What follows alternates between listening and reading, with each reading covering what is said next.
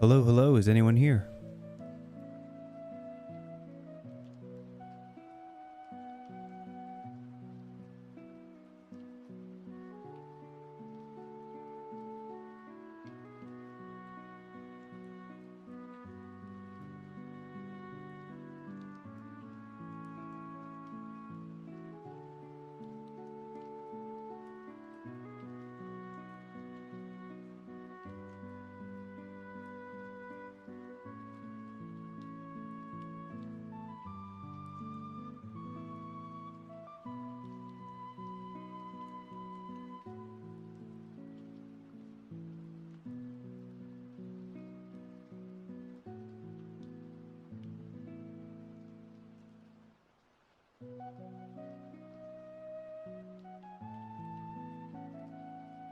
All right. For everyone here, yeah, why are you watching from Britain? You should be asleep. This is not healthy for you. The VOD will be up later. All right, here's a disclaimer. There's like a good 30 of you in chat right now. Okay, so I need you guys to listen and bode with me. Okay. I have some a new temporary medication I'm taking for my cough. It'll be done in like a week. The problem is, this is my first time taking it, and it causes chronic hiccups. Is this advisable for a solid stream to happen? Absolutely not. This is probably the worst thing to do if I'm not hacking up a cough, because I've had a really bad cough for the past week or so. But instead, now I hiccup, which doesn't really fix the problem. It actually has more interruptions than usual. So I considered canceling the stream because I have these hiccups that are coming up. But you know what? They subsided for like an hour, and I'm like, okay, let me just try the stream again. And the second I start the stream again, I start hiccuping again. So, anyone who wants to dip out now, you're more than welcome to. This will definitely be a more casual stream just because I'm clearly going through something. But yeah, that's what I'm saying. It might be funny. Might be funny. Who knows? I know it's going to be a nightmare to edit. Okay, let's go through chat and see who's here. 8 for 27, welcome back. Digier, welcome back. Gosh, this is going to be impossible. Plushbit, take a shot every time I hiccup, you're going to die. Plushbit, human, as far as I know. Yo-yo times 5, wow, this is going to be terrible. Okay, maybe I need something to fix this. Exomancer, Fried Rin, Abdogian Chulak 2, Brock Pauling, Worm Inc.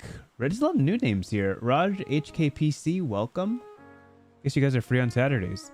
Sebastian, welcome.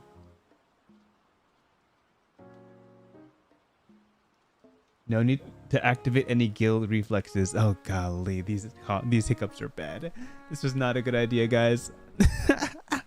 Anyway, I just was really happy with what I had made. I'll show you guys because I'm already working on it. Let me see. Nope, that's not it. This one? Nope, that's not it. Let me fix it. There we go.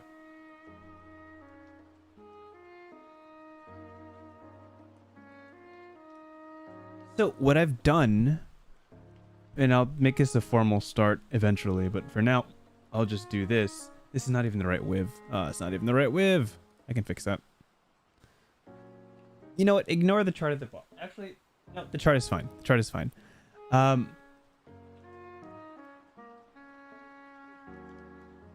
Yeah, so welcome to covering every single feat released so far. I will do a formal start once my hiccups calm down, but it is perfectly fine. Welcome back, Restar. I remember you. Deep breaths. Can I make it through this intro without hiccuping? Probably impossible. Let's do it. So, in OneD&D, which is the... in OneD&D, which is the new playtest material for the next edition of D&D, they've already released 60 feats. So that's 60 feats. That's the great majority of the player's handbook feats.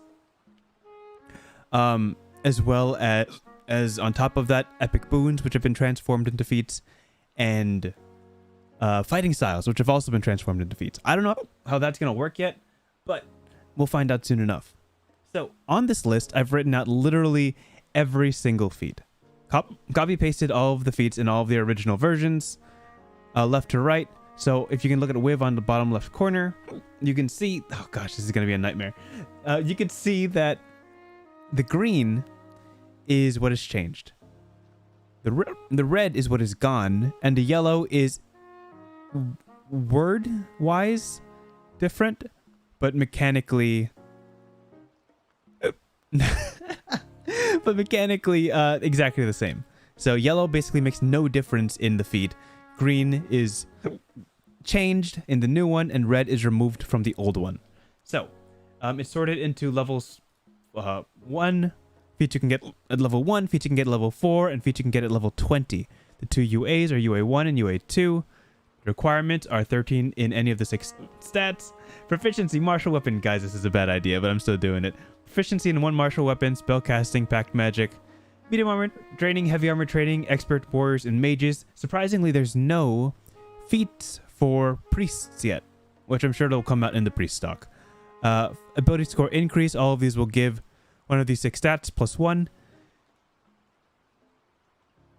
No, your boo did not scare me. But before I jump into this, I'm going to take a big swig of water that usually stops my coughs for just a little while. Let's do that. Meanwhile, tell me how your day's been.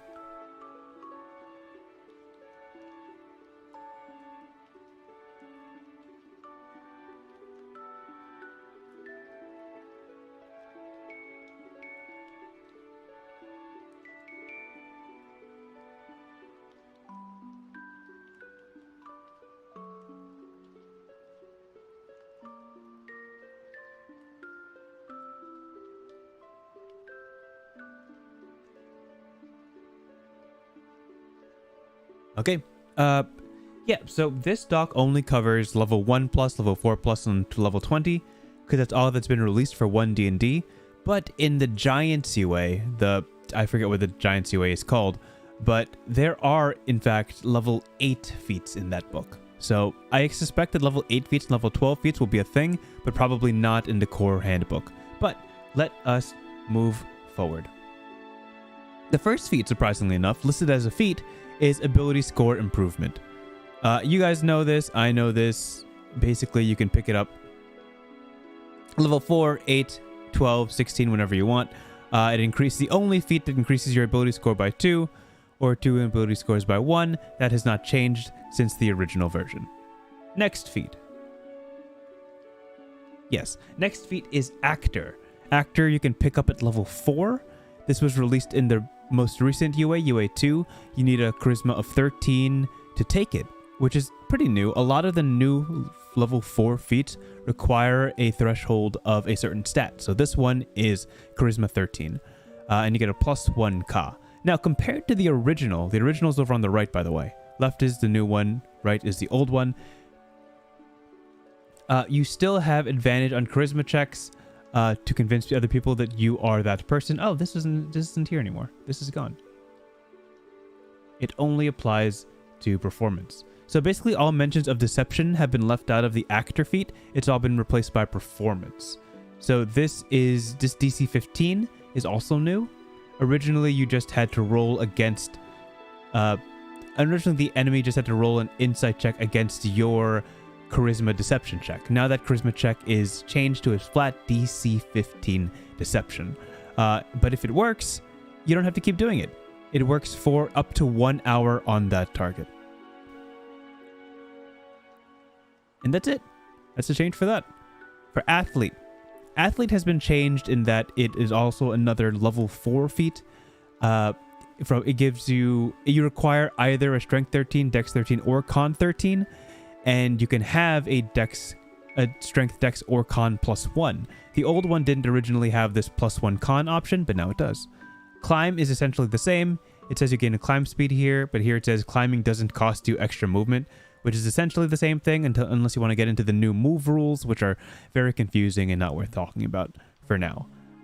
This is the same, and now you have advantage on any ability check you make for the jump action. The jump action is this new convoluted way to jump farther than 5 feet. Basically, at this point in OneD&D, every character can jump 5 feet automatically, and that counts as difficult terrain. So it takes 10 feet to jump 5 feet. Any distance past that, you have to roll an athletics or an acrobatics check. So for this feat, this basically gives you advantage on that athletics or acrobatics check. Now this is entirely gone. So let me turn that to red.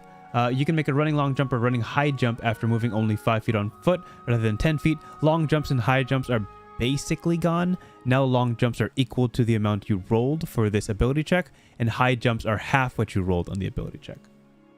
Next. And if you have any comments on these, obviously I'll check them out, but most of these are pretty darn straightforward. I would say, I guess so far, actor is... Oh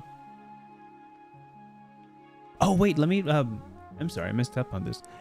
For actor, there's no more insight check. This is gone. All you have to do is succeed on a DC 15 charisma check. Yeah, all you have to do is succeed on a DC 15 charisma check on performance, and you successfully convince somebody that you're somebody else. Originally, you had to beat each individual creature's insight checks, which takes a very long time, and they probably did that just to streamline the process. A DC 15 charisma check on like a bard is pretty darn easy once you have expertise, but then you have to have expertise in performance, and that's its own little thing. But interesting. How does jumping 5 feet work? Nowadays, jumping 5 feet is just it's just difficult terrain. Like, let me see if I can pull up the... Yeah, I should be able to do this. So I can explain the jump rules real quick, because it's a little bit confusing.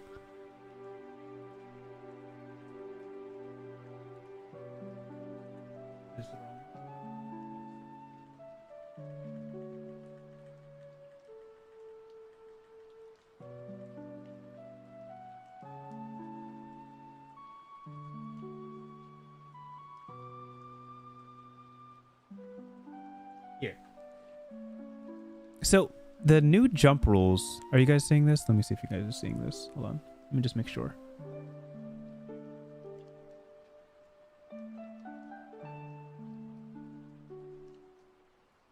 Okay, so you guys are seeing this, right? So the jump action basically is now an action. If you want to jump any distance at all, you need to spend your action doing it. You have to think of it as like a dash action, so to speak. It's another form of movement. If you want to jump 5 feet, you basically just treat it as difficult terrain, which is still kind of dumb. So basically it says anybody can jump 5 feet by spending 10 feet of movement. But if you want to jump farther than that, then you have to beat a DC 10 strength check, acrobatics or athletics. If you don't move at least 10 feet immediately before taking the jump action, you have disadvantage on the check, which this athlete feat would cancel out. So yeah, that's that. It's convoluted. It's a little bit complicated. I don't think this is sticking exactly how this is, but it's basically just saying that athlete makes your jumping easier. There we go. I'm bouncing back. So that's athlete. I think that is... I don't know if that's really an improvement. The con +1 you can take for athlete is kind of an improvement. I do appreciate that. Anyway, charger. Much, much, much better. Basically, you first, again, level 4, you need proficiency in a martial weapon, which is new for charger. This did not exist before. And you can take either a +1 strength or +1 dex, which the original feat did not have. Your dash action is improves by 10 feet. Strangely enough, only the dash action, not the rest of you, which is surprisingly non-synergistic with charge attack. If you take the attack action on your turn, you have to take the attack action on your turn and move at least straight 10 feet in one straight line. You can either add a 1d8 bonus to the attack's damage roll or push the target 10 feet as long as they're no more than one size larger than you. Now, what's changed from this is that it no longer does this, right? You can no longer use an action to dash and bonus action melee attack, which was always just a little bit suboptimal, you know, in the grand scheme of things. It used to be a flat +5 bonus to damage. Now it's a +1d8. And now, let me see here. The creature in the new one, the creature has to be no larger than one size larger than you. before there was no limit on how big the creature could be, which is, well, I guess it was kind of limited by this thing, just shove. The shove mechanic required the large size. Actually, let me just change this. Yeah, it should be yellow because thematically nothing changes because it's still shove still put that restriction on you. And if you choose to pick a melee attack and hit, yeah. So the interesting about this thing is that it doesn't specify how close you are to the enemy, right? It used to be a melee attack, but now it says nothing like that. So in theory, you could like run from 100 feet away. If you run forward 10 feet and then shoot, it'll be able to push somebody. That's what this charge attack can do. I don't think that's intentional, but that's what it can do right now. So you could theoretically, right, run 10 feet away from the enemy, fire a crossbow bolt, and then push them 10 feet backwards. I think that's kind of silly, but I don't think, and I also don't think that's intentional, but you know how it is. You can also push the target up to 10 feet. I don't know if push has the direction. I don't think push is a mechanized word yet, but it doesn't specify what direction the creature is going in, which is also a little bit confusing. I can color that in gray because that's weird. That's a weird wording. Yeah, they should specify the direction. But yeah, Charger overall has been improved because you get this ASI on top of it, which makes it much easier to pick up. All you need is a proficiency in one martial weapon. Anyway, Crossbow Expert, famously nerfed. You get it at level 4. You have access to it at level 4, so no level 1 Crossbow Expert. You need martial weapon proficiency to take it, but you do get Dex +1 for taking it. Loading property of crossbow stays. Firing melee range stays. What was removed is the bonus action hand crossbow attack, which is what many archers use to deal a little bit more damage than usual, or get 1 extra attack out of their turn. Now, it says when you make the extra attack of the light weapon property. Now, for context on this, let me see if I can bounce this over. Let me see if I can show you what that means. Nope, this one. Great. I'm looking at light weapon property. So here, right here. When you take the attack action on your turn and attack with a light weapon in hand, you can make 1 extra attack as part of the same action. So wielding 2 light weapons no longer requires you to swing as a bonus action. Now that's all grouped into one bonus attack in the attack action. That's what this is referring to. So let me see here. Great. So when you make an extra attack of the light weapon property, you can add your ability modifier to the damage of the extra attack if that attack is with a crossbow that has the light property. So you're required to have a crossbow with the light property, and it still gives you an extra attack, but you have to be wielding 2? Am I understanding that correctly? I don't actually, well, now that I read it, I don't think that was nerfed. But we don't know what the light crossbow looks like yet. So, Okay, so let me try that one more time. Let me rewind that and try that one more time. Crossbow Expert has a now prerequisite of 1 martial weapon, but gives you a +1 dex. Ignoring loading is still there. Firing a melee is still there. Yeah, instead of giving you a bonus action attack, they're letting you use a light crossbow. They're giving a bonus to the damage of the extra attack that you get if you're wielding 2 light weapons. So if you're wielding 2 light weapons, your second attack will have, well, your bonus attack, basically. Your bonus attack, which is not happening on your bonus action anymore. It's happening on your attack action. Your bonus action attack will have extra damage. Yeah, so it's actually, now that I think about it, this is way improved. I'm crazy. This is not famously nerfed. This was improved. This is stronger than it used to be. How funny.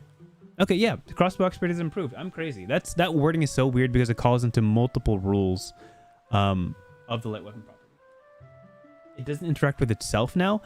Well, the assumption, because we don't know what a light crossbow looks like yet, is that the light crossbow is a light weapon, right? The light crossbow is a light weapon, and if you're holding another weapon in the other hand, like a short sword, I don't know, or something that doesn't require loading, which is all crossbows. In theory, if you can hold 2 crossbows, then you can shoot with one extra. You can shoot with one, shoot with the same one, and then with your other crossbow, you can get that bonus extra attack that doesn't take a bonus action. It's just an extra attack straight up. And with that, you can add the ability modifier. So what is happening, it's like it functions very similarly to dual wielding, which we'll talk about in like a second. But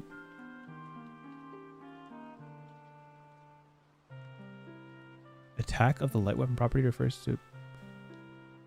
Let me read that.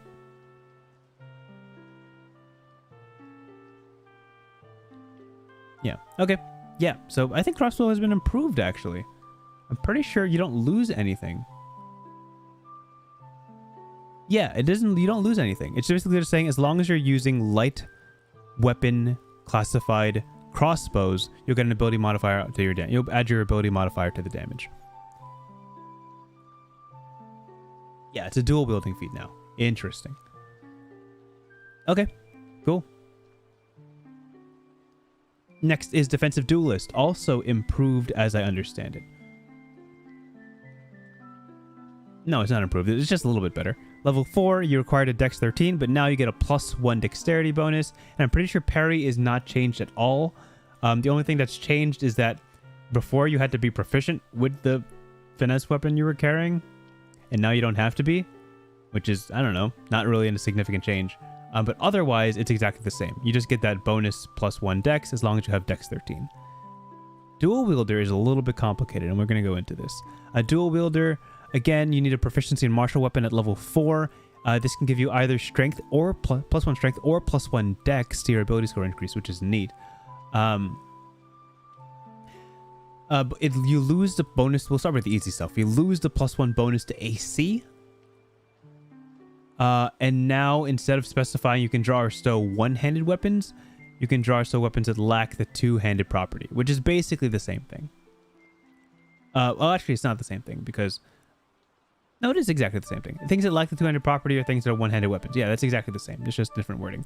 The key kicker here is enhanced dual wielding. When you're holding a weapon with the light property in one hand, you can treat a non-light weapon in your other hand as if it had the light property, provided that the weapon lacks the two-handed property.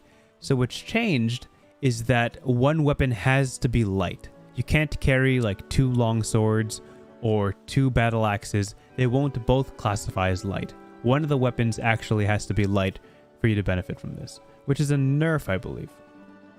Yeah, this is a bad thing, because originally you could hold 2 long swords and now you can't. One has to be a short sword, one has to be a long sword. The fall off in damage is literally 1 damage point, so it's not too big a deal, but it is a nerf nonetheless. Yeah, and you also don't get +1 AC. So, well, the trade-off, as you're understanding it, right? The trade-off is that you're getting +1 Dex, theoretically, right? If you get +1 Dex, then your AC probably bumps up 1, right? Anyway, this feat is probably not changed as much as I thought it was. It just has nuances that make it a little bit harder to use with 2... Basically, it's impossible to hold 2 non-light weapons at this point. Yeah, that's it. Next is Durable. Durable now requires a con 13, but gives you +1 con. Will always give you +1 con. Now you have advantage on death saving throws and speedy recovery. As a bonus action, you can expend one of your hit dice, roll the die, and regain the number of hit points equal to the roll, which is useful. You could use this in combat. That's basically intent. So, like, if you really need to heal as a bonus action, spend a hit die, roll the die, get the number of hit points. This obviously gives you a little bit less because you're not adding your Constitution modifier like you normally would during a short rest, but still, health is health. And here, in the original Durable, it's when you roll a hit die to regain hit points, the minimum number of hit points you gain from the roll equals twice your Constitution modifier. This is basically only limited to short rests. Basically only limited to short rests. There's some very niche situations where you can roll a hit dice. I think a bard can do that. Or a dwarf can do that. A dwarf has some dwarves can roll hit die mid combat. Now, anyone can if you have this feat, which makes this pretty darn good. If you really want a filler for the +1 con, this is one of the better features. Especially if you're a barbarian and you have really big hit dice. But anyway, Elemental Adept. The only thing that's changed about Elemental Adept is that, well, actually, there's two things. The prerequisite has changed. This is gone. Let me color this in red just for explanation's sake.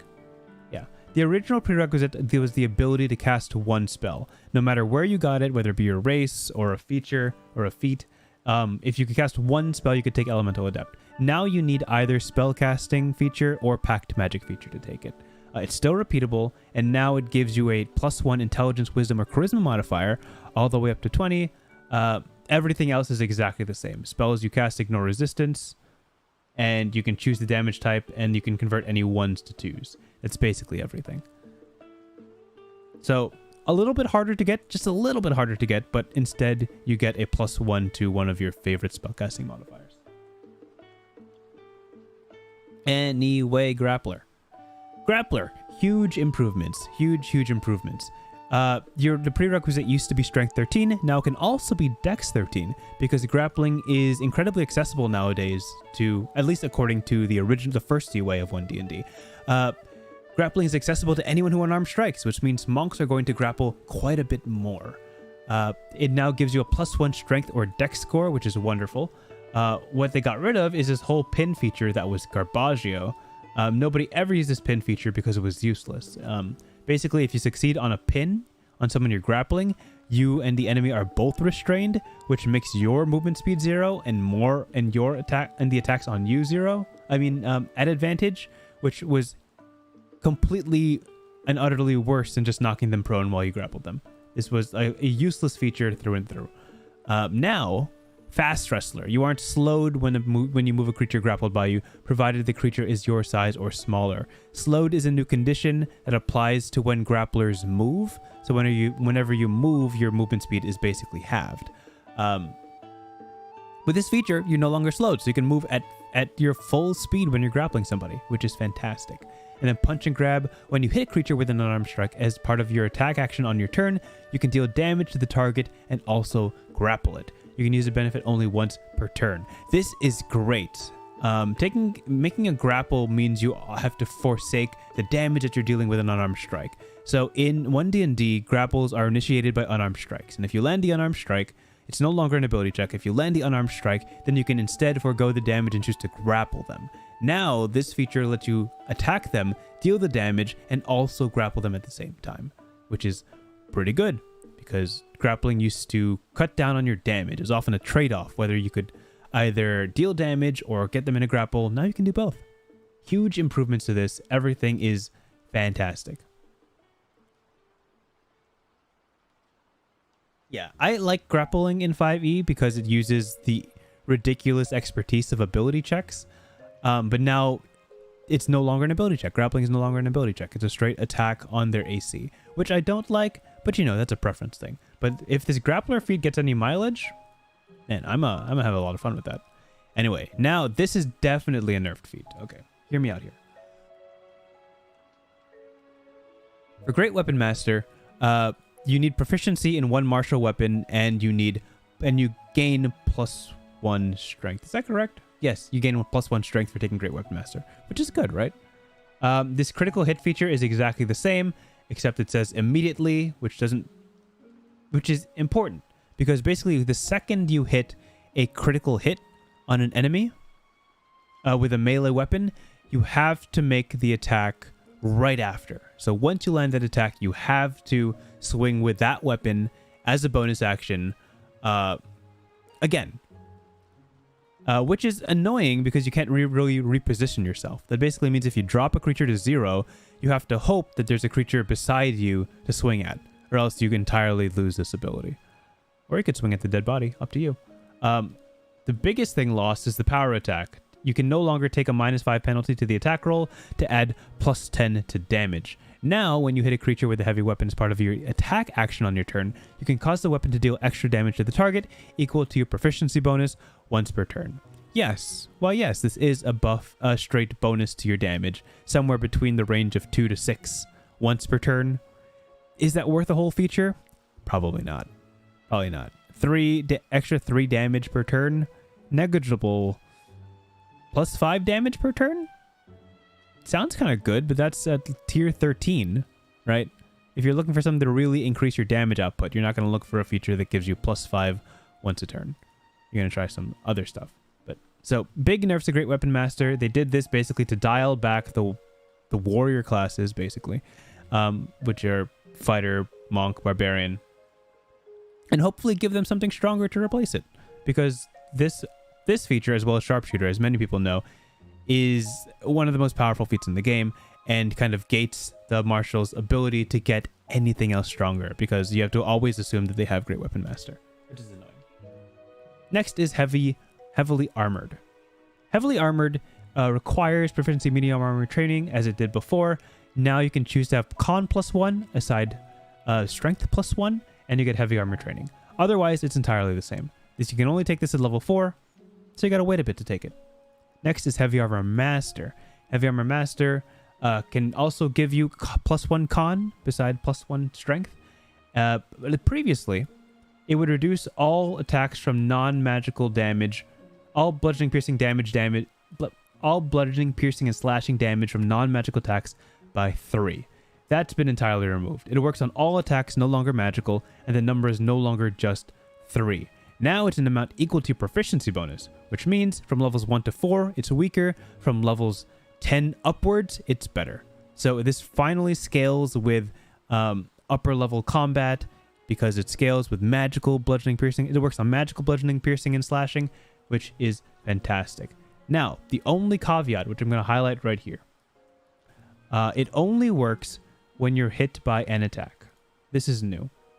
Before, it was any bludgeoning, piercing, or slashing damage, even if it was like passive damage or a spell or something. Now it has to be an attack targeted by you. That's a little bit of a nerf, but honestly, now that it works on magical damage, I think it's way better.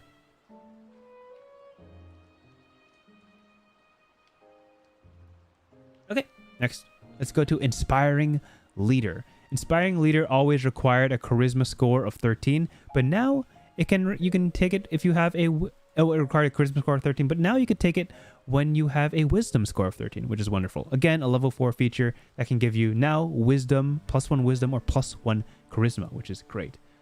So this thing, remember, the Inspiring Leader is famous for the whole spend 10 minutes ranting, and anyone who can see you and hear you gets your level plus charisma modifier temp HP, which is a significant amount. If you're level 10, you're getting 10 plus probably 15 HP.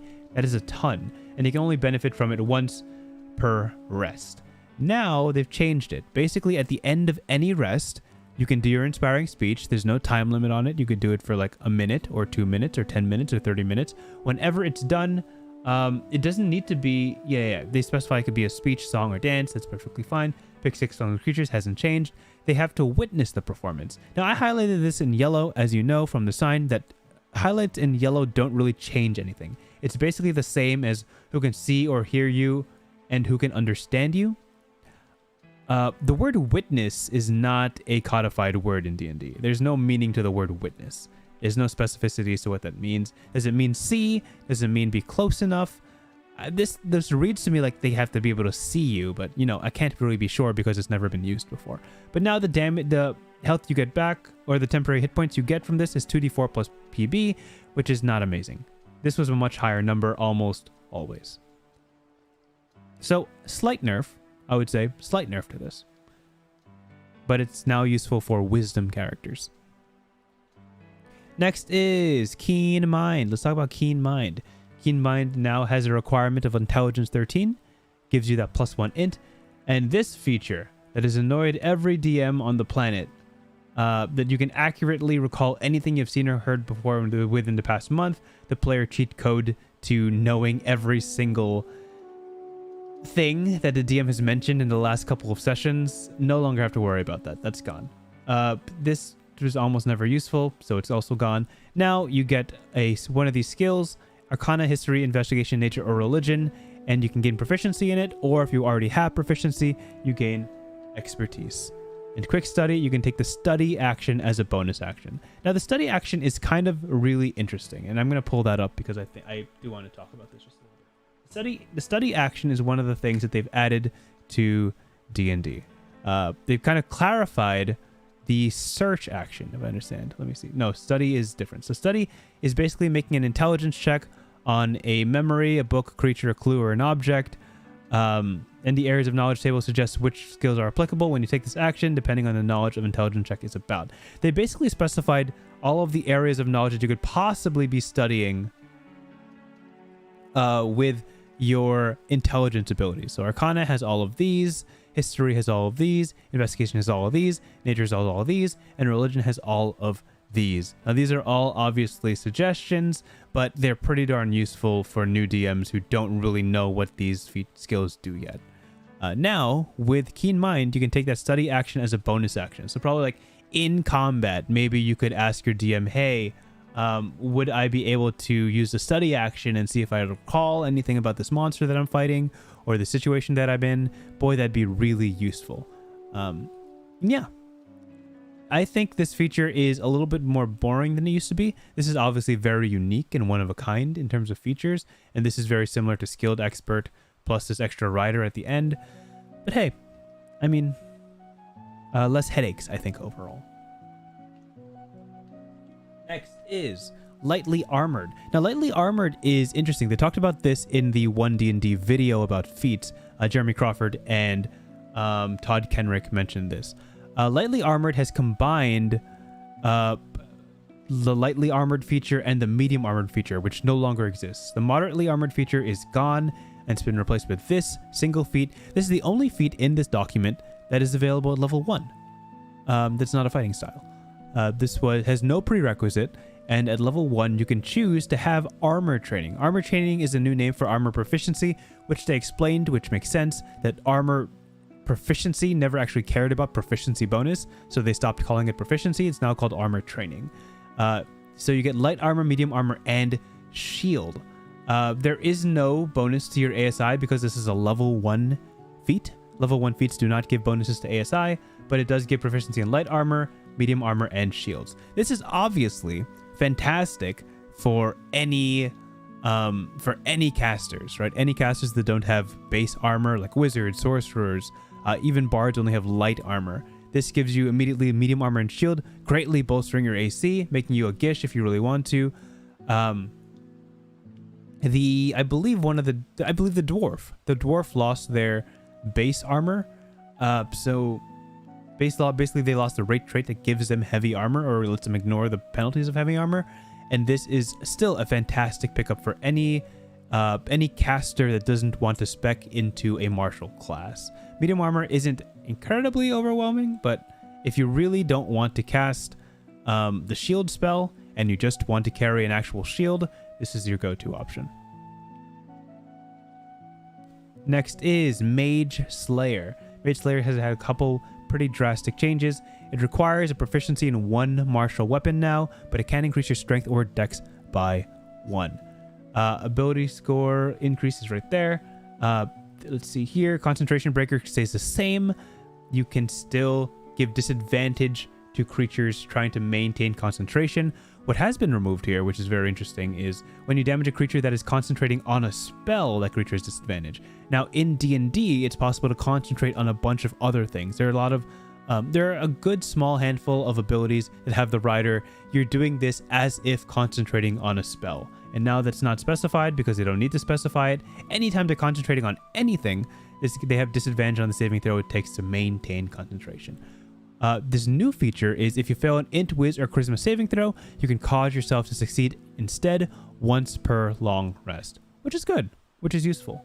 But now this is a little bit more positive towards you, self-preserving towards you. They got rid of a lot of things that let you target. They got rid of this feature in particular that lets you target creatures. When a creature within 5 feet of you casts a spell, you can use your reaction to make a melee weapon attack against that creature. This was entirely removed. I'm guessing it's because they wanted to make the feature or the feat more available to martial classes or more available to other classes, even though this is a plus strength plus dex ability.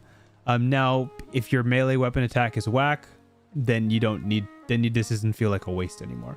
You also have advantage on saving throws against spells cast by creatures within 5 feet of you.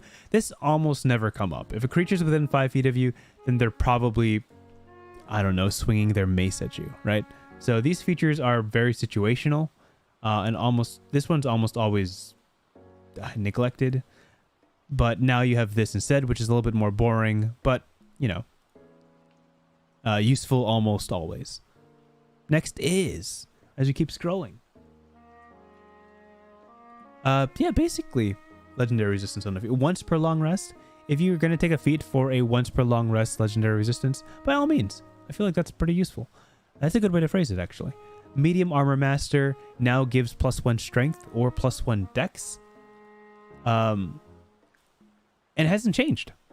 The only thing that's changed is that wearing medium armor doesn't impose disadvantage on your dexterity stealth checks, which is unfortunate. This was actually significantly useful. But if you're taking medium armor master, I'm really questioning like what your build is. I don't know anyone who's taken medium armor master before, but there you go. Mounted Combatant has quite a bit of changes. As you can tell, it's twice as long as it used to be. It requires proficiency in a martial weapon, level 4 requirement, but now you can have a +1 dex and curiously a +1 wisdom if you'd like. You have advantage on wisdom checks to handle or train horses or other beasts employed as mounts. I like this. I feel like this is a feature you take if you're expecting to get a mount, not if you already have a mount, which is nice. It's like a little development thing, a little flavor thing here. Mounted strike. While mounted, you have advantage on attack rolls against any creature that was within 5 feet of your mount. So this is interesting because this is a nerf from what it used to be. It used to be you have advantage on melee attack rolls against any unmounted creature that is smaller than your mount. So actually, there's kind of a two-sided coin here. So before, if the creature was unmounted, you would have advantage. Now, it can attack any creature. Any creature. It doesn't matter if they're mounted or unmounted, but they have to be within 5 feet of your mount. So any of the builds that use a lance that reaches 10 feet away, any build that uses a whip for some reason on top of a horse, those will not apply to mounted strike unless you're literally right next to them, which is a bummer. Leap Aside. Leap Aside is exactly the same, I believe. Yes. Leap Aside prevents your mount from taking dexterity saving throw damage if they pass, which is always wonderful. This text was added only because it only makes sense when you're riding your mount. That was left out of here. Basically, your mount could be separate from you and still get these benefits, but now you have to be riding it. And here, Veer has been slightly nerfed. While mounted, you can use your reaction to force an attack that hits your mount to hit you instead. Before, you didn't need a reaction. You could just do any attack that targets your mount attacks you, which redirected quite often 2 to 3 to 5 attacks per round. But now, because it requires a reaction, you can only redirect 1 attack. Now, the big thing here to kind of circumvent that or kind of balance that out is because all from the original one, you didn't require a reaction, but you had to call it when they targeted the creature. So when they target your mount, you can call it to have it target you instead. Here, as you don't need to use a reaction if it misses your mount. Basically, if they swing and they miss, then you don't need to even use a reaction. But if they swing and they hit, then you have to use your reaction to change it to you instead. So overall, I believe this is a net nerf. I would say it's a net nerf, very small net nerf, but it is overall not as good. But this ASI you get here kind of makes up for it. A lot of these things are either weakened for the benefit of gaining an ASI, and you know what? I can see myself taking this. Before I could never. So take that. Observant. Required level 4. Now you're required to have an intelligence 13 or a wisdom 13. We have here Keen Observer. Use one of the following skills. Choose one of the following skills: Insight, Investigation, or Perception. If you lack proficiency, you gain proficiency, and if you have it, you gain expertise. You can take the search action as a bonus action. This is as we saw before. This is exactly like Keen Mind. Probably almost word for word. Yeah, pretty darn close. but you have the search action. I'll show you guys the search action. So the search action is over here. The search action finally, which is wonderful, let me zoom in on this. The search action finally specifies that you can use other wisdom checks. So here it says insight. If you use insight, you're checking the creature's state of mind. Medicine is the creature's ailment. Perception is the concealed creature or object. And survival is tracks or food. Now this used to be just kind of assumed, right? If you ask your DM out of combat, hey, can I check if this guy's sick? Roll a medicine check. That's just something we knew how to do. Now it's officially codified into a search action. And with the observant feat, you can take the search action as a bonus action, which is nice if you have to look for somebody or if you want to insight somebody mid-combat, something like that. Here, before you could read lips, they've removed it, and they've removed the +5 bonus to your passive perception and passive intelligence investigation scores. Now, this has always been a little bit weird because passive investigation has never been mentioned anywhere else, right? It's never been mentioned anywhere else in D&D. So it very rarely comes up. What does passive investigation even mean? What does that even mean? And now the +5 bonus to your passive perception has been removed. They've actually entirely removed any mention of passive perception in this document. I don't know what they're doing with it. If someone can fill me in on that, but basically anything that used to refer to passive perception no longer does. So like the hide action no longer refers to passive perception. The hide action now has a flat DC 15 stealth check that you have to beat and no longer cares about the monsters in the room if they can't see you. Next, Polearm Master. Now, Polearm Master, surprisingly, has a couple of very nuanced changes, very small changes. You're required to have proficiency in one martial weapon. You do get a +1 strength, which is great, which means they're gonna nerf it. Immediately after you take an attack action, attack with a weapon that has the heavy and reach properties. So the heavy and reach properties are the pike, the halberd, and the glaive. That's 3 weapons. 3 weapons have the heavy and reach properties, which means you can no longer use the quarterstaff and you can no longer use the spear. Those have been entirely removed. Only halberd, pike, and glaive. The rest of the text is pretty much specifying that the damage is bludgeoning. It's always been bludgeoning. Attack uses the same modifier as a primary attack. This has been removed, but not to any change here. It's just kind of like assumed. Yeah, it's kind of just assumed that the same ability modifier stays. You wouldn't change that at all unless they told you so. So they just got rid of like extra text that wasn't needed. But here, in reactive strike, you can no longer use the quarterstaff or spear for this, and you use your reaction to make 1 melee attack. Now this is really interesting. 1 melee attack against the creature that enters your reach you have with that weapon. They are no longer calling this an opportunity attack because it's not an opportunity attack. So before, when you say opportunity attack, it used to synergize with a very famous feat, as you guys can know, Sentinel. Whenever a creature provokes an opportunity attack, then you can knock their speed down to 0. Polearm Master is no longer an opportunity attack. Therefore, it can no longer stop movement. Which makes this feature still strong because you're still getting that 3rd attack out of there, right? But you no longer get the chance to stop somebody out of range of hitting you. So a common strategy before was if you use a long-range weapon, you hit somebody from 10 feet away, they can't close the distance to melee attack. So Polearm Master no longer synergizes with Sentinel because the attack is no longer an opportunity attack. And that's that.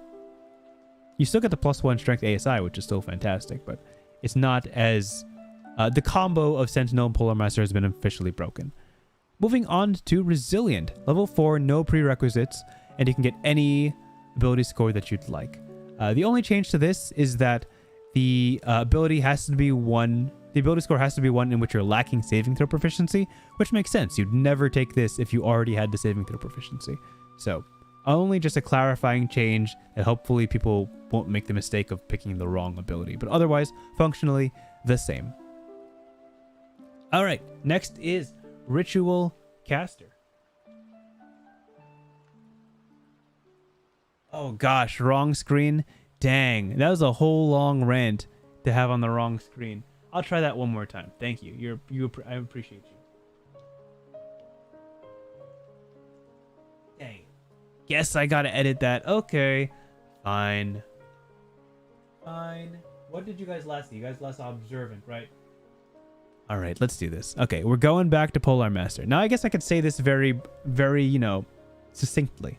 So, there have been big changes to Polar Master. Firstly, you need a prerequisite proficiency in one martial weapon, and you gain a +1 strength, which is all good things. But that means that the feat is getting nerfed. The Polar Master only works with weapons that have the heavy and reach properties now, which means the quarterstaff and the spear can no longer work with Polar Master. Only the glaive, the halberd, and the pike, which are the only 3 weapons currently that have the heavy and reach properties. Additionally, when you are attacking with this heavy and reach property weapon, you still get that bonus action attack, which is great, but if someone enters into the reach of the weapon, you can make 1 melee attack against the creature, which means, if you look over here, that the words and opportunity attack have been entirely removed. Now, so that when a creature steps into your range, they're no longer triggering an opportunity attack, they're triggering a melee attack. Why is that important? Because of the synergy, the famous synergy, that Polearm has with Sentinel. Sentinel used to drop any creature who is hit by your opportunity attack speed to 0, which means that a creature that gets hit by you from 10 feet away might not actually be able to close the distance and hit you. So the interaction between Polar Master and Sentinel has been removed, making this a much less comboable feat, much less of a build-defining feat, but you do get that +1 strength, which kind of makes up for it, and this has all effectively killed any quarterstaff or spear Polar Master builds, which, take big swings with this thing. Perfectly fine. That's me saying Polar Master again. Thank you. Resilient, basically no changes. You can only take it at level 4. No prerequisites, any ability score you want, and this is just warning you, hey, don't take this with the saving throw proficiency that you already have. Take it with a different ability score increase. That's fine. Ritual Caster. You scroll down. Ritual Caster, big changes. Now, there's a new possible prerequisite. It used to be only intelligence and wisdom. Now you can also have charisma to take Ritual Caster. It increases each of one of those spellcasting abilities by 1, which is great. And now you choose from the Arcane, Divine, and Primal spell lists. You no longer choose from a class list because class lists don't technically exist anymore. It's just these 3 spell lists. You can take 2 first level spells that you always have prepared, and you can cast them with any spell slots, and the spell casting ability is the ability you chose to increase. It's a huge departure from here, where they choose the class that you take. You choose the class you take the spell from. You take their spells that have the ritual tag. They don't count as prepared. They count as basically known. You can't cast them with any spell slots. Yeah, you can't cast them with any spell slots, and you have to stick with the ability score that was increased, that is tied to the specific caster that you chose. This is much more flexible. This allows you to take any ritual tag you want, any ritual tag spell you want, but you don't have to cast it as a ritual. You can cast it as a normal old spell. As long as it's a ritual, you can take it. The caveat is that they've lost the ability to write more spells. So basically, the ritual caster used to be used by martial classes to get very high level ritual spells, which was a unique feature that this provided. Basically, you could scribe any spell that you found written down, and if it was a ritual spell, you could add it to your book, which you received as part of this ritual. And there's no longer that book. You only have these 2 first level spells with the ritual tag, and now you can choose to cast a ritual spell once per long rest with a regular casting time without spending a spell slot, which is pretty great. Basically, you're taking the advantages of the ritual spell that it doesn't cost a spell slot, and you're reducing the 10-minute casting time down to whatever it used to be. So these are right here an improvement. I really like this, and I really like this ability score increase. This is kind of the very, very niche build of the fighter who wants to know ritual spells, which was a unique build. You could feel like as we go through these, they're kind of getting rid of very, very niche, very, very unique builds, and kind of just thinning everything down to something that is easier to balance. And I think this is definitely that direction. With that said, the famous Sentinel is next. You have to be level 4 to take it. You have to have proficiency in 1 martial weapon, and you get a +1 strength or dex increase, which is wonderful. The wording of this is actually the most important thing. Let's go with the easy change. Now your Sentinel feat works on creatures with Sentinel. When you hit a creature with an opportunity attack, the creature's speed becomes 0, and they can't avoid that by having the Sentinel feat. I'm going to read Guardian. Immediately after a creature within 5 feet of you takes the disengage action, or it's a target other than you, you can make an opportunity attack against that creature. See, this has opportunity attack written down, and Polar Master does not. Now here, it's a little bit different, but it's functionally the same. Creatures provoke opportunity attacks from you even if they take the disengage action before leaving your reach. Now, your reach is the key here. They've gotten rid of your reach, and they've limited it to only creatures within 5 feet of you, which means that, again, they're tackling that supposed Polar Master Sentinel interaction that's entirely gone. You can no longer use Sentinel with a long-range weapon. So you can't use it with a whip, you can't use it with a glaive, you can't use it with a halberd. They have to be within 5 feet of you to trigger this. This ability specifically, I should specify. Basically here, Halt still works with long-range weapons, long-reach weapons. So you can stop someone's speed with a whip or a glaive or a halberd, but you can't do this. Wait, that's dumb. I messed that up. That's exactly what it was before. That's dumb. Nothing's changed. That's dumb. Ignore me. Ignore me. Hear me out. I'm crazy. It's 10 o'clock. Ignore me. Okay, let me try Sentinel one more time. This is what will make it into the actual video. Sentinel. Prerequisites. Proficiency. +1. Proficiency 1 martial weapon. You can take it at level 4. You get a +1 strength or a +1 dex, which is wonderful. The big change here is that Sentinel still works on creatures that are Sentinel, that have Sentinel, but effectively the feat has not changed at all. Yeah, the feat hasn't changed at all. I just read that entirely wrong. The feat has not changed at all. Wonderful. Great. But it doesn't work with Polar Master, which was one of the big things. Let's go to Sharpshooter, the brother of Heavy Armor Great Weapon Master that was almost exactly the same changed. Level 4, you gotta take it at level 4. It requires proficiency in 1 martial weapon, but now gives you a +1 dex. Firing in melee is the new thing. Being within 5 feet of an enemy doesn't impose disadvantage on your ranged attack rolls with weapons. So, you ignore the disadvantage at long range, and you now also ignore the disadvantage on short range.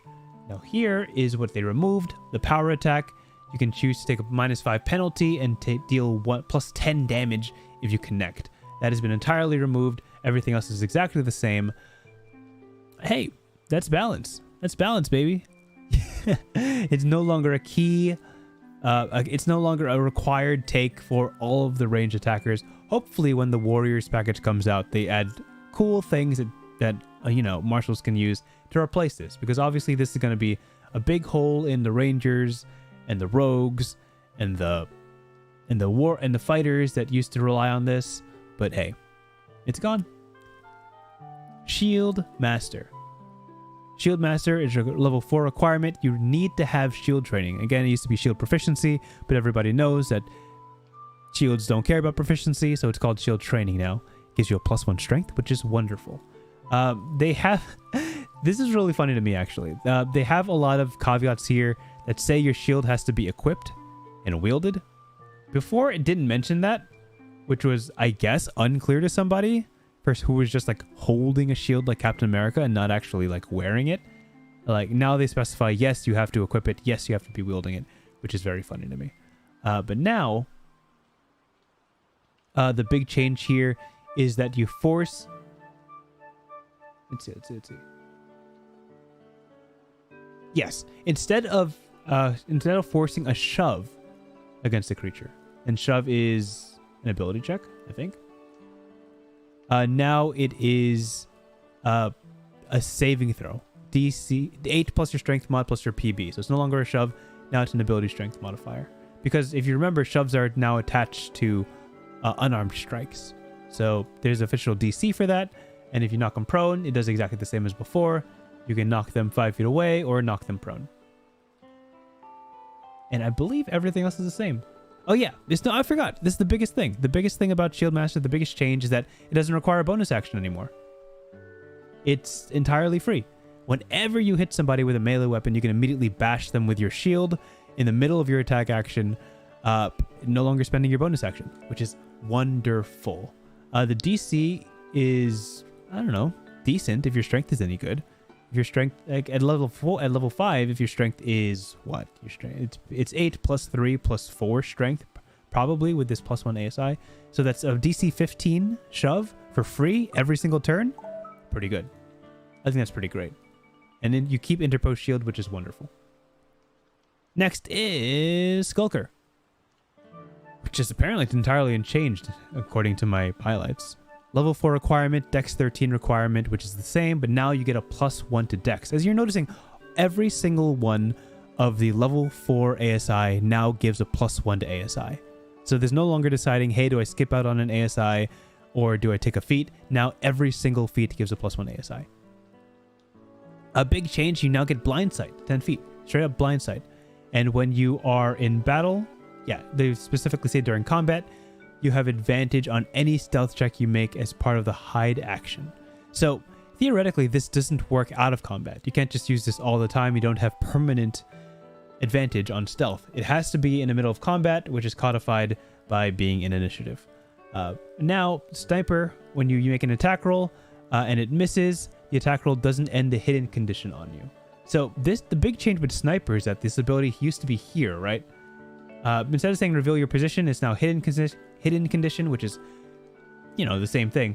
But now it works with any ranged attacks. It works with any melee attacks. It works with any attacks at all. So if you melee attack somebody from being hidden and you miss, you're perfectly fine. It doesn't matter if it's ranged. It doesn't matter if it's a spell. It doesn't matter if it's a weapon. Any attack roll from a hidden position will preserve your hidden condition if you miss, which is pretty big, pretty significant. But you do lose this. You can no longer hide while being lightly obscured, and dim light no longer imposes disadvantage on your perception checks. Yeah, this is really funny to me because I'm imagining a barbarian hiding in a bush. He swings his great axe, it goes entirely wide, and nothing happens. Nobody notices. He just tucks back into the bush and tries again next turn, which is, he could actually try multiple times. A fighter with 4 broadsword swings can try 4 times from hidden, and if they miss every single time, it doesn't end the hidden condition. That's hilarious. That's so funny. Anyway, Speedster. Speedster is a new feat? ? The mobile was curiously missing from this UA, from both UA 1 and UA 2, so I can only assume that Speedster is its replacement. +4 requires a level 4 character. You need either Dex 13 or a Con 13, and it gives you Dex +1 or Con +1. Interesting. Your speed, as usual, increases by 10 feet if you're not wearing heavy armor. So unfortunately for the real tanky boys, you probably can't take this feat anymore if you really like to. You can still dash over difficult terrain perfectly fine, and this is a huge loss to mobile. When you make a melee attack against a creature, you do not provoke opportunity attacks from that creature for the rest of the turn, whether you hit or not. This was the reason most people took mobile. Some people like this 10 feet speed, but this was a huge reason why everybody took mobile, so you could zip in and out of combat, which is a strange loss if I had to say it. That's probably why they renamed it, because the key feature of mobile is entirely gone, but who knows. Spell Sniper. You have learned techniques to enhance your attacks with certain kinds of spells, gain the following benefits. Increase your int, whiz, or caw to a maximum of 20, which is wonderful because it didn't have that before. Again, the prerequisite of the ability to cast one spell has been replaced by the prerequisite to have the spellcasting feature or the Pact Magic feature. Big change for this. Your attack rolls for spells ignore half cover and 3/4 cover. used to be your ranged spell attacks. Ignore half cover and 3/4 cover. So this technically works for melee attacks. If you have a melee spell attack roll, you can totally use Spell Sniper if you really want to. Which is weird because, you know, this clearly is intended for long-range attackers. Being within 5 feet of an enemy doesn't impose disadvantage on your attack rolls with spells, and increased range increases your range of any spell that has at least 10 feet to the range of 60 feet. It has to be an attack roll spell, but 10 feet increases to 60 feet. It used to be that you just double the range, which was crazy on like Eldritch Blast and all that, but now they've codified it to just a plus 60. So your Eldritch Blast can still technically reach 180 range, but no longer 240. The last change here is that you no longer learn a cantrip. They've removed that. You don't get a cantrip from this.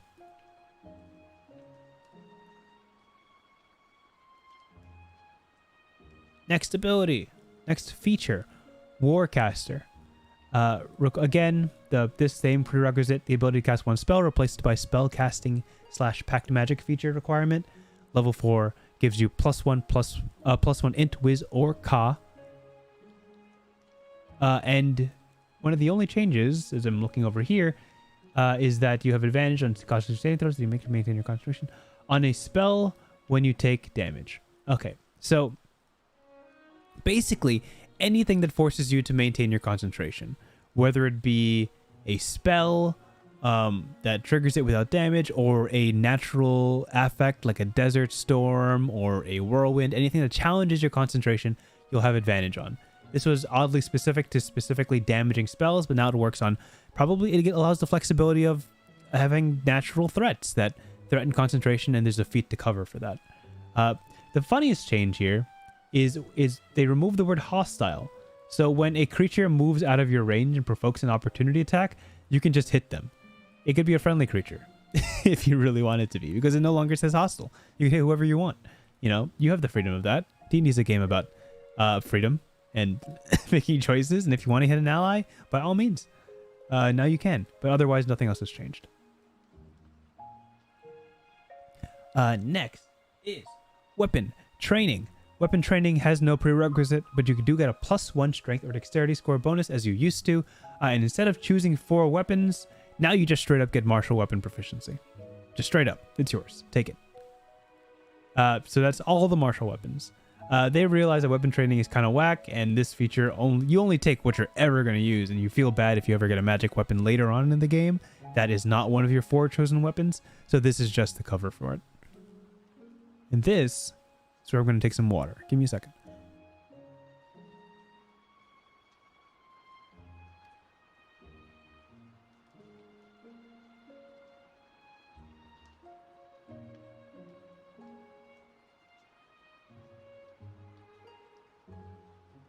Okay. Now, from this point onwards, we're going to talk about unique feats. So we're going to, obviously the UA1 feats are later on, but we're going to talk about level 20 feats. Level 20 feats are features that you gain at the very end of the game. Basically, any capstone from any class that was on levels 19 or 20 has been moved to level 18. And instead of getting it at level 20, you now get an epic boon. People might recognize the epic boons as the boons from the Dungeon Master's Guide, which is conveniently placed on this side of the screen. Now, there are a lot of boons that didn't make it, and these are the boons that made the cut. So I would say there was about double this amount of boons in the Dungeon Master's Guide, and about half of them were deemed not silly enough to give for free, so to speak. Their goal was to have them all be the same, generally useful but not overpowered power level, but as we go down this list, you're going to see that a bunch of these are, for all intents and purposes, not balanced against each other. Anyway, the only change to Epic Boon of Combat Prowess. When you miss a melee attack, you can hit instead. Once you use this benefit, you can't use it until you roll initiative. So this is a once per combat spell, a once per combat boon, and it used to be once per short rest. That's the only change. Useful, I guess. Would you take it at level 20? I guess. Kind of weird, but sure. The next boon is Interdimensional Travel. It used to be an action to cast the Misty Step spell, which was weird. I'm glad they changed that. It used to also not require verbal components because Misty Step only has one component and it's verbal. But now you can get it again if you roll initiative again, and you get to keep this caveat that lets you recharge it on a short rest. Oh, you can also recharge it on a long rest. I guess that makes sense. Green. So I guess this is interesting because it's initiative and short rest and long rest. So you could long rest, Misty Step, roll initiative, Misty Step, and then short rest, Misty Step. Yeah, that makes sense to me. Okay. The next one is an entirely new boon, the Boon of Energy Resistance. You get the resistance to the following damage types of your choice. Notably missing is, let me see here. No, that's everything. Bludgeoning, piercing, and slashing. Yeah, everything else is here. And when you can get any resistance you want of any damage type that's not bludgeoning, piercing, and slashing. And when you finish a short or long rest, you can change it. So this is actually fantastic if you know exactly what you're fighting next. If you're going to fight a Balrog, then you take some fire, you know. If you're going to fight water elemental, obviously you take cold. I think they deal cold damage, right? So the fact that this is modular is fantastic. This didn't exist in the DMG. Now it does. Epic Boon of Fortitude to plus 40 to your HP was always great, and they've added another rider on it. Whenever you gain hit points, you can regain additional hit points equal to your con mod, and you can gain it once per round. So basically, any time you heal, you get additional hit points equal to your con mod, which is good. That's really, really good. Actually, I wouldn't say really, really good. Probably not the most powerful thing here, but still very great. Oh, I forgot to mention as I scroll up just a little bit, all of these epic boons can only be taken by certain classes. So combat prowess is experts and warriors. This is experts and mages, and so is this. Fortitude can be taken by anyone. So experts are the bard, ranger, rogue. Warriors are the barbarian, fighter, monk, and mages are the sorcerer, warlock, wizard. There are no feats here that specify priests. I'm guessing they're waiting till the priest UA to come out. Then the priest UA is cleric, paladin, druid. Next is Epic Boon of Irresistible Offense. Your damage you deal always ignores resistance. Now this is fantastic. This is just a really good feature, right? Now you only have to worry about immunity. This is just pretty good. The only change from the original is that you can bypass the damage resistances of any creature. Now it doesn't matter if it's objects that you're swinging at. Even if objects are immune to or resistant to damage, you can still deal it. It's good. Epic Boon of Luck. Epic Boon of Luck can only be used by experts, so only bards, rogues, and rangers. When you roll a d20 for a d20 test, you can roll a d10 and add the number rolled to the test. Once you use this benefit, you can't use it again until you roll initiative or finish a short rest or finish a long rest. Exactly like the old boon, except you can gain it when you roll initiative or on a long rest. So no big changes there. Oh, Force is missing. Thank you for calling that out. Force is missing. It's fantastic. Yeah, Force is the one that would be missing here. That makes a lot of sense. Epic Boon of the Night Spirit does not exist. I'm pretty sure it exists. Let me check up on that. Boon of the Night Spirit? Pretty sure that's a real thing. I know my boons. Yeah, I got it right here. I got it.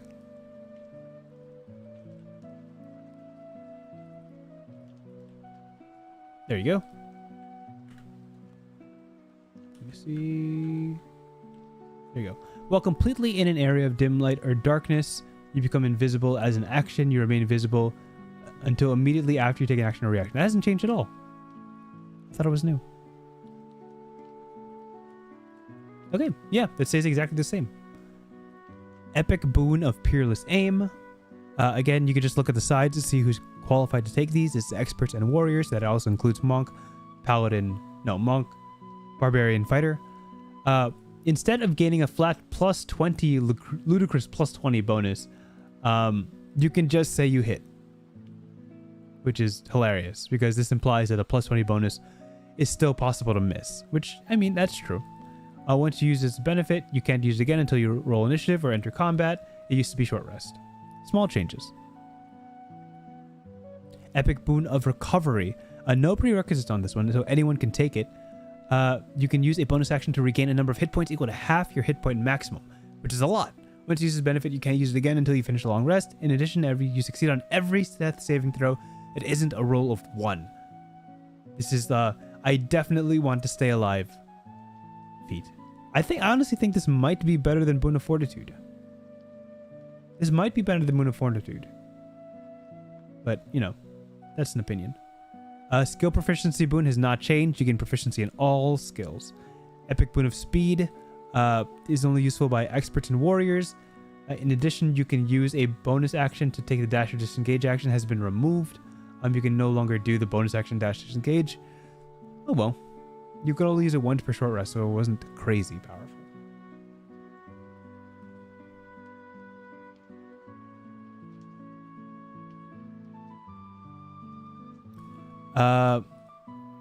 That is a fantastic point, Imago. There haven't been any boons limited.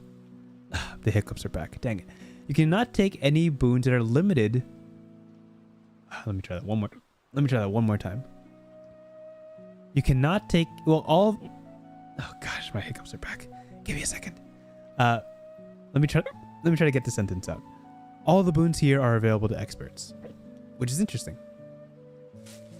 Gonna take another swig. BRB.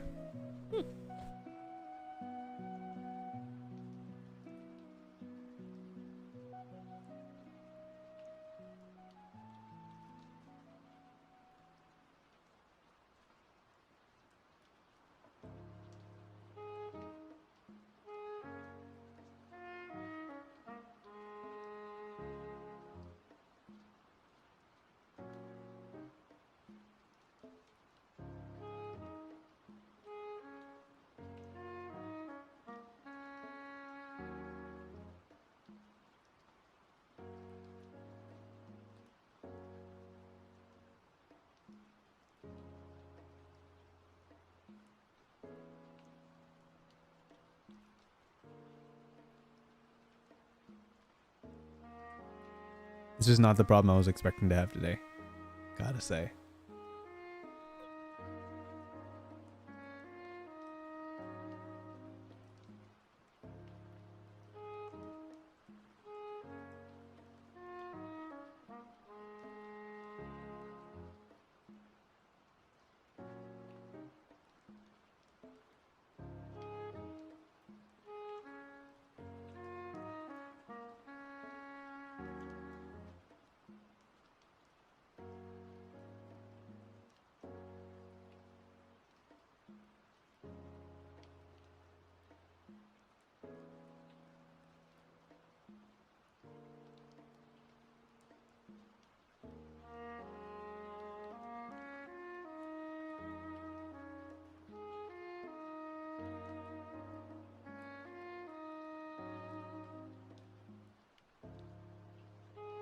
Okay.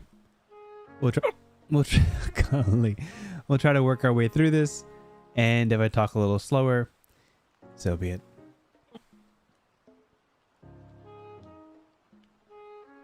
We are up to the boon of undetectability. Oh gosh, I'm making right through it. Brutal. I was able to get rid of it right at the start of this. Let me just see if I can hold my breath. Maybe that'll work. If you're still here, tell me if you have any favorite feats so far, because I haven't made up my mind if I like these new feats or not. Most of them I like in general, but not like overwhelmingly.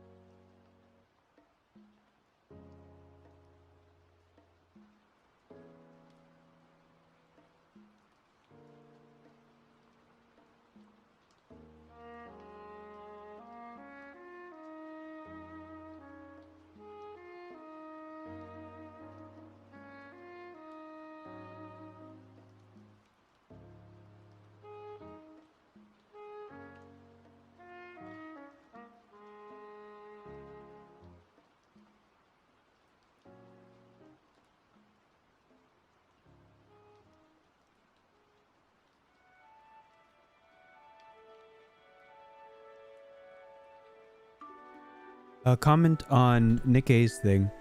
The ninth.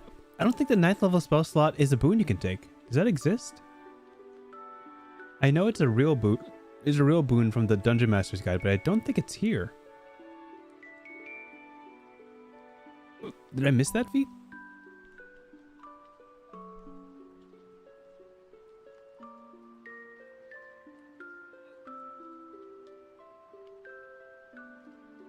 God, I've literally never had this problem before. I'm just hiccuping. There's the pain. I've replaced my coughs with hiccups, and it's arguably worse because I can't expect them.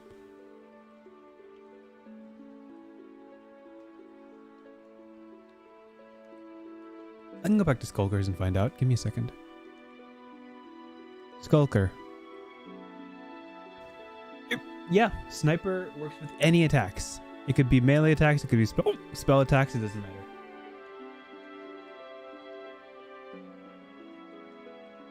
Like this ability specifically says attack rolls.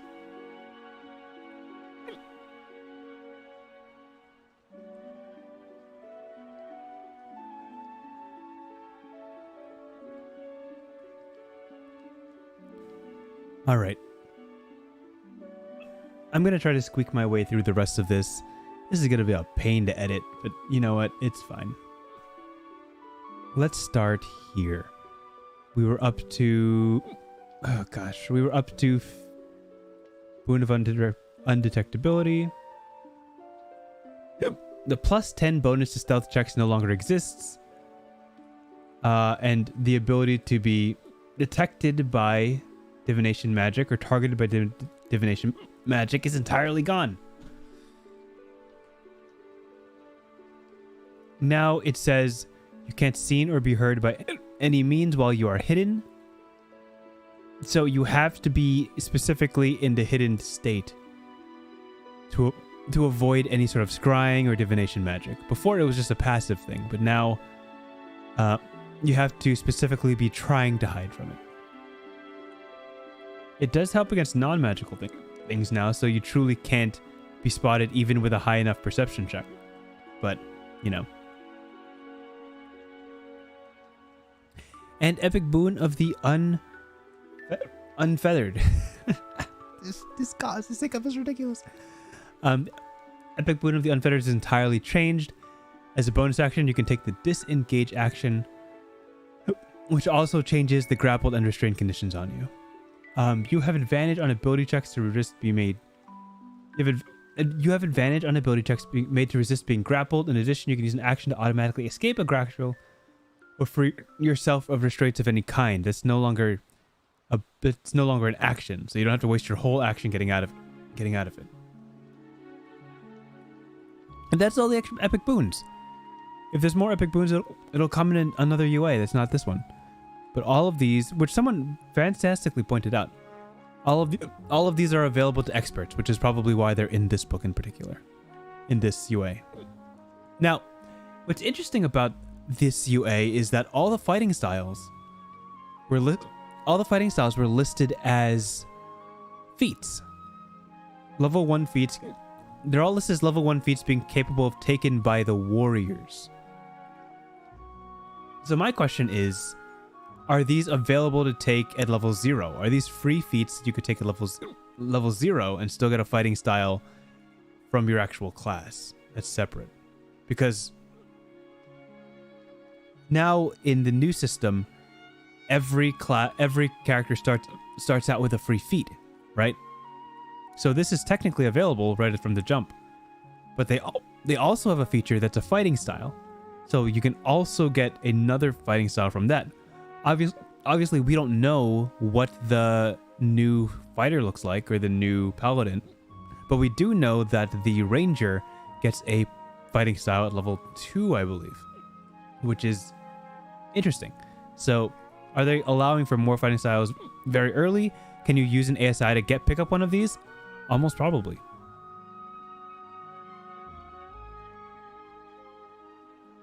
So that's an interesting choice. I like that.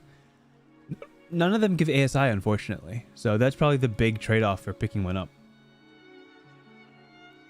No change to archery or defense. Those are both exactly the same. Dueling now specifies that it has to be a melee weapon, but it changes nothing because the word melee weapon was mentioned earlier over here. The great weapon fighting style hasn't changed either. I highlighted this only because the words are slightly different, but it's still the same thing. Fighting style protection, the only big change on this is that instead of the enemy targeting an ally, instead of a creature being targeted by an attack, right? Instead of them being targeted by an attack, this triggers now when the target is hit. So you don't have to waste your reaction before seeing if the attack hits or not. But in trade-off for that, now it only imposes a -2 penalty. It used to give disadvantage. It used to give disadvantage. So technically, this stacks with shield. So if you have a shield, this can boost. If you already have disadvantage, basically, this is a bonus on top of it. Usually, imposing disadvantage is stronger, but the fact that this works in tandem with disadvantage, it might be a useful benefit.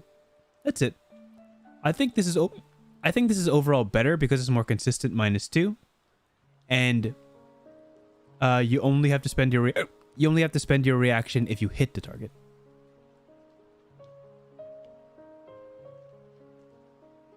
Yeah, at Maddist, if you weren't here at the start, this hiccup is medication induced, so there's nothing I can do to get rid of it. I'm just gonna stop taking the medication for a bit and see if it stops. So I'm gonna sound like a broken record whenever I need to repeat myself.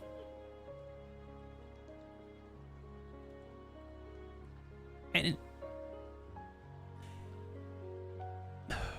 anyway, the last thing is only a wording change. To weapon fighting, that rule is gone. It's been replaced by a feature in the light weapon description. We talked about it earlier. Basically, you automatically get a free extra attack in your attack action if you're swinging with a second light weapon. And that's all the fighting styles.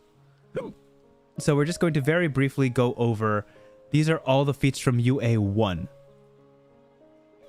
which released in August. UA1 has only level 1 feats, and there's only a couple of them, so hopefully I'll be done. Hopefully I'll be done with this before my hiccups get too crazy. Big change to alert feat. No longer a bonus of +5 to your initiative. It's been nerfed to adding your proficiency to initiative, which is only better past level 617, right?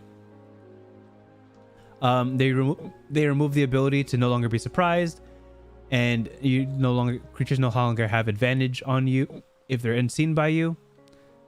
Gosh, this is gonna sound so awkward listening to this back. But now you can swap initiative, which is pretty useful. You can swap initiative with a willing ally in the same combat once you roll initiative. Crafter is a new feat. This didn't exist before. You gain 1 to proficiency of your choice. And you get discounts if you try to buy a non-magical item, which is interesting. And when you craft an item using a tool with which you have tool proficiency, that crafting time is reduced by 20%. We don't know the crafting time rules yet. I'm sure we'll find out soon enough. Whew. Healer changed almost entirely. We'll go with what it lost. When you stabilize a dying creature, that creature also regains 1 hit point. Now you can use. Now it no longer can stabilize creatures for free. Yeah. If you want to stabilize a creature now, then the creature has to spend a hit dice. It'll roll that hit dice and gain back that hit dice amount of damage plus your proficiency bonus, which is good. But this is still better. As an action, you can spend 1 use of the healer's kit to tend to a creature and restore 1d6 plus 4 hit points to it, plus your maximum number of hit dice. So basically your level. It used to be 1d6 plus 4 plus level, and now it's 1 hit die plus your PB. which is like 1d6 or 1d to 1d12 plus PB, which is almost always not as good. The big benefit to this is that you can use it a multiple amount of times. So you can use this like 12 times on a 12th level creature. Before, it used to be only once per short rest that the creature could benefit. But now it's like, hey, you got hit points, let's spend it right now, and you just keep pumping them over and over and over again. Also, if you roll hit points to restore, whenever you roll a die to determine the number of hit points you restore with a spell, or with this feat's battle medic benefit, you can re-roll the die if it rolls a 1 and must use the new roll. So that's useful. You can ignore all the bad ones you roll. But this is entirely gone. Before, you could stabilize creatures for free and they gain 1 hit point so they're automatically up. Now you can't do that.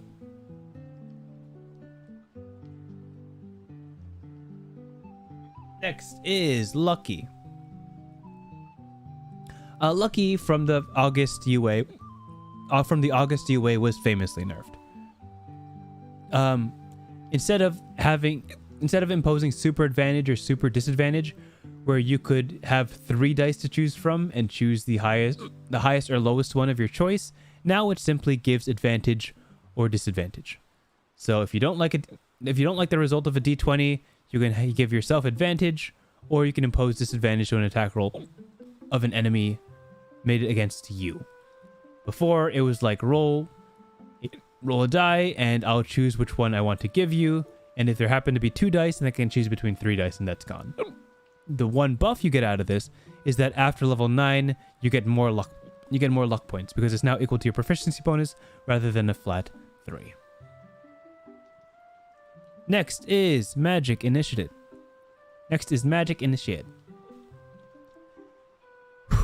Deep breaths. Again, because class spell lists are gone, all of these are gone. Now it's replaced by Arcane, Divine, or Primal. The spellcasting ability for the spells you choose no longer depend on the class, of course. They depend on whatever you want it to be. You can always have the spell prepared. You can cast it once without a spell slot, like you used to be able to do. But now you can still use that. You can still use that spell whenever you want with the spell slots you have. Intelligence, Wisdom, or Charisma is the spellcasting you can choose, and when you gain a new level, you can replace one of these spells with a different spell of the same level from the same list. Just overall, just improvements all the way down. Like this, it's just a huge change from this, and it's just so much better. So it's super flexible. Musician. Golly, this is brutal. Does anyone stream with hiccups? No. When was the last time any of you guys had hiccups? It's been a while for me, and the fact that I can't stop it is definitely an annoying side effect. Anyway, Musician. This is a totally new feature. Musician is a totally new feature. You gain a 2 proficiency in 3 musical instruments, and you can play a song on a musical instrument with which you have 2 proficiency to give inspiration, like actual inspiration to allies who hear the song. The number of allies equals your proficiency bonus. Pretty cool. Inspiration is something they're still toying around with to get exactly right. We don't know how we're going to get inspiration at the end of the day, because in UA1 you would get an inspiration when you hit a natural 20, and then in the new UA you get an inspiration when you roll a nat 1. So they're still kind of working out the kinks in that. The biggest change in Savage Attacker. Savage Attacker is a feat that almost nobody took. It only works on your attack action. That's one of the big changes. So you can no longer do it on a bonus action. You can't do it on a reaction, which is unfortunate. But now you could use it on any attack you want. It doesn't have to be a melee weapon attack. It can be a ranged weapon attack now. So you could use this even if you're a bowman, even if you're throwing spears. It still works. Skilled.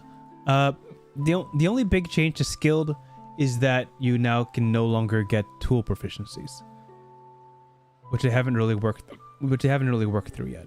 So that's it. Skilled proficiency is basically the same. Tavern Brawler is our second to last feature. Big old changes to this. there's no longer a bonus to your strength or constitution modifier +1 because it's a level 1 feature. Level 1 features do not give bonuses to ASI. There's no longer such thing as proficiency with improvised weapons. It's been replaced with furniture as weapons. You can wield furniture as weapons, and if it's small or medium, it's a great club, and if it's a club, if it's a tiny furniture, it's a club. Your unarmed strike is still a D4. They clarify that it does bludgeoning damage, even though they didn't before. And you no longer have the opportunity to bonus action grapple the target. That this is no longer a feature you can do. But if you roll a 1 on your damage die on your unarmed strike, you can reroll it if it's 1, which is honestly pretty good, even if you're not a monk or anything like that. That's pretty useful. When you hit somebody with an unarmed strike, you can now deal damage and to push them. This is very similar to the Grappler feat. The Grappler feat lets you grapple somebody that you damage with an unarmed strike. This lets you shove people with an unarmed strike. And you shove them 5 feet away, there's no option to knock them prone.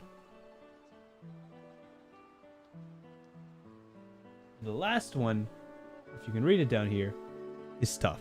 Tough is a level 1 feat that you got from the UA 1. And the only change here is that they added the word character. And that's it. The word character just to specify that they meant character and not some other thing that gets tough. I don't know. That's weird. And that's basically everything. So, before I close out this stream and desperately treat these hiccups that I have, I do want to point out things that didn't make it. So obviously we know that moderately armored feat was cut. So moderately armored feat was molded into light armored feat, which means that the lightly armored feat now gives both light armor, medium armor, and shield. So moderately armored is gone. A feat that they didn't mention is Dungeon Delver. Dungeon Delver was missing from the PHP feats. So was Linguist. Linguist they'll probably save for the Mage UA. And Martial Adept is missing. And Martial Adept will almost definitely be in the Warrior UA. There's a metric ton of boons that they didn't include, most of which are just incredibly powerful. Usually you would get that at level 20, but they probably just deemed like, hey, this is too crazy to give out to PCs, like the Boon of Immortality and the Boon of Invincibility and the Boon of High Magic. All of those are just way too powerful to give to PCs. And that's it. That's all I've got for you. That was all. It was all 60 feats. All 60 feats of the UA. Surprisingly palatable. None of these are egregiously strong or weak. I can't find any like immediate mistakes in any of these. So yeah, so they're basically not very strong, they're not very weak, and they all kind of blend together. And hopefully, in doing that, in getting rid of things like heavy armor or getting rid of Great Weapon Master, getting rid of Sharpshooter, and replacing them with more reasonable things, hopefully that allows room for more powerful things to be given to any of the martial classes. We can only cross our fingers. But with that, thanks for tuning in. For people who stayed through my hiccup situation, thank you so much for listening. You have my blessings for a wonderful, wonderful night. Please get some rest. That one person who is from Britain. Goodbye.